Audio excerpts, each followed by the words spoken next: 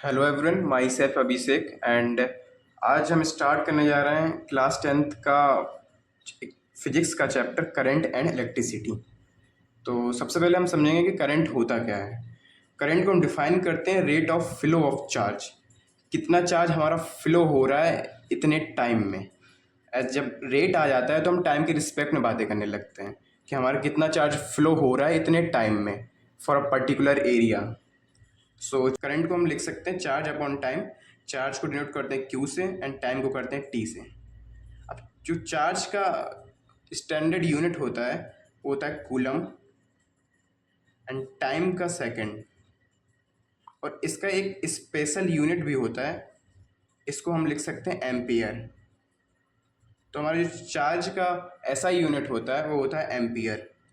तो 1 ampere 1 coulomb per second, ये हो गया हमारा करंट का ऐसा यूनिट। अब हम समझेंगे इसका डायरेक्शन क्या होता है।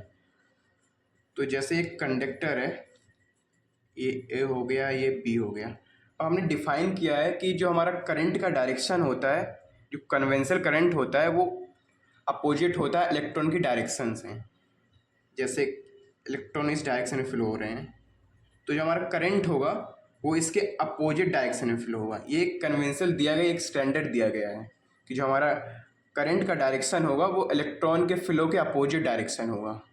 करंट को इसलिए हम कह सकते हैं कि rate of flow of positive charge, कि जिस डायरेक्शन में पॉजिटिव चार्ज फ्लो होता है उस डायरेक्शन में ही करंट होता है। अब आते हैं कि ये क्वांटिटी क्या है, स्केलर, वेक्टर, ये वेक्टर है या स्केलर है। एज हम जानते हैं कि करंट के पास मैग्नीट्यूड भी होता है और डायरेक्शन भी होता है, but still it's not a vector. क्यों? क्योंकि वेक्टर होने की कुछ कंडीशन होती है, केवल मैग्नीट्यूड और डायरेक्शन से वेक्टर डिफाइन नहीं होता है। वेक्टर होने के लिए उसके लॉस को भी फॉलो करना चाहिए। तो जो हमारा करंट होता है वो वेक्टर लॉस ऑफ एडिशन को फॉलो नहीं करता है, इसलिए हमारे करंट वेक्टर नहीं होता है। It's actually tensor quantity. जो हमारा करंट होता है वो टेंसर क्वांटिटी होता है, बट एट टेंथ लेवल हम इसको स्केलर ही कंसीडर करेंगे। जैसे मैं एक एग्जांपल देता हूँ।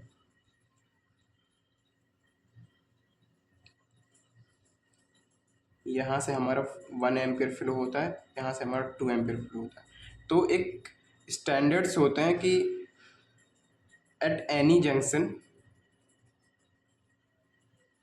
जो हमारा इनवर्ड करंट है वो आउटवर्ड करंट के इक्वल होता है।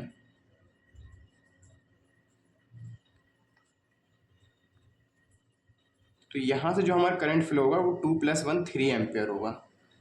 ऐसे तो हम इस वेक्टर को इससे भी हम डिफाइन कर सकते हैं कि जो एडिशन होता है, ऐसे ऐसे वेक्टर का एडिशन नहीं होता है, डायरेक्ट एडिशन नहीं हो सकता वेक्टर के, इसलिए वेक्टर क्वांटिटी भी नहीं है। हम इसको अभी के लिए हम इसको स्केलर कंसीडर करेंगे एट टेंथ लेवल। तो इट्स अ स्केलर क्वांटिटी।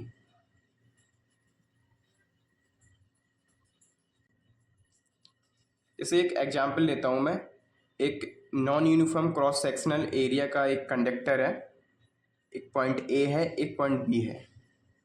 तो मैं अगर पूछूं कि दोनों जगह पर करंट सेम होगा या एक जगह बड़ा होगा या बी बड़ा होगा हमारा या ए बड़ा होगा,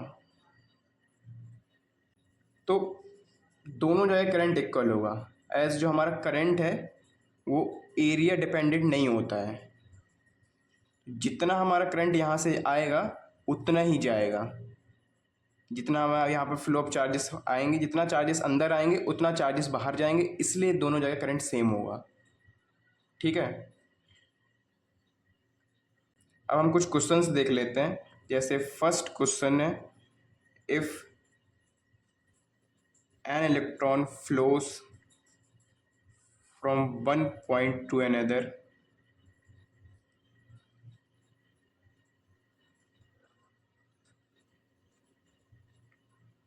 in t second, then what will be the current?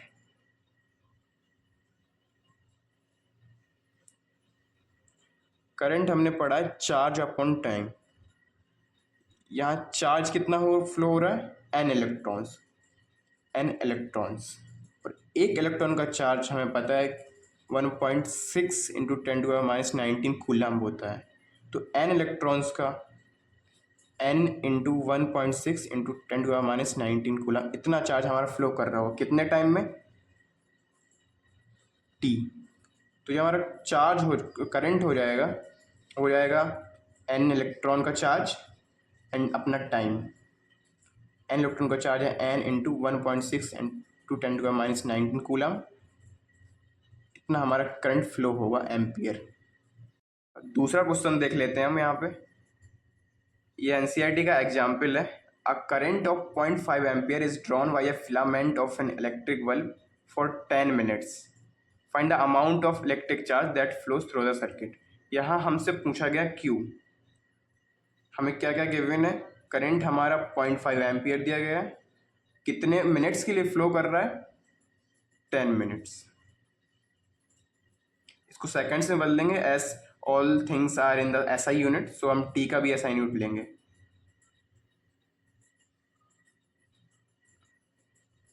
Seconds. तो करंट होता है हमारा Q/T। Q होगा I इंटू टी। हमारे इधर पे करंट है 0.5 एम्पियर एंड टाइम हमें दिया गया है 600 सेकेंड्स। करंट हमारा यहाँ पे आ जाएगा, चार्ज यहाँ पे आ जाएगा 300 कूलम।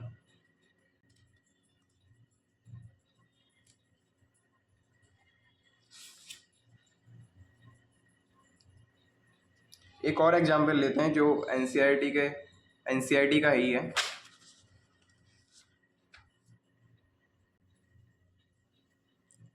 इसमें पूछा गया calculate the number of electrons constituting 1 coulomb of charge. एक कूलम ऑफ चार्ज में कितने नंबर ऑफ इलेक्ट्रॉन्स होंगे? एक कूलम ऑफ चार्ज में कितने नंबर ऑफ इलेक्ट्रॉन्स होंगे, ये पूछा गया है।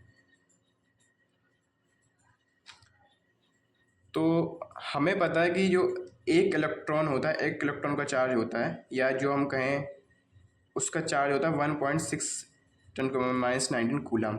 तो इतने कूलम में हमारे एक इलेक्ट्रॉन होता है, तो एक कूलम में कितना होगा? डिवाइड कर देंगे, तो एक कूलम में हमारे इतने इलेक्ट्रॉन्स होंगे। इसको कैलकुलेट कर लेना, ये कितना होगा? 0.625 इंटू 10⁻⁻19 इलेक्ट्रॉन्स। ये एक कूलम में इतने इलेक्ट्रॉन्स होंगे।